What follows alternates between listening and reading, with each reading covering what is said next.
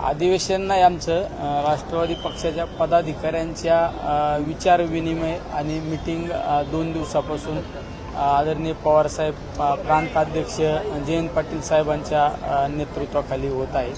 प्रत्येक विभागवाईज separate meeting घेतलेली आहे। विद्यार्थी असू, युवक असू, महिला असू, युवती असू किंवा आज फादर बॉडीची किंवा आमच्या सर्व खासदारांची मीटिंग, आमदारांची मीटिंग, अशी मीटिंग आणि चर्चा झालेली आहे। अधिवेशन नाही, वेगवेगळ्या विषयासंदर्भात येणाऱ्या कालखंडामध्ये पक्षाला कसं पुढे घेऊन जायचं, पक्षाचे ध्येय धोरणं कसे आपल्याला समाजापर्यंत, प्रत्येक घराघरापर्यंत पोचवायचे।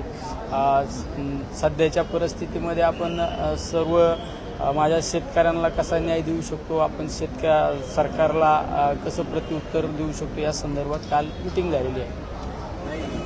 काही लोकांची मागणी आहे की काही पदाधिकारी 2-3 वर्षापासून इतर पोस्ट आहेत त्यांना बदलावं, प्रदेशाध्यक्षांसह सगळ्यांना बदलावं, नाही, अशी कुठलीही चर्चा कालच्या मीटिंगमध्ये झालेली नाही।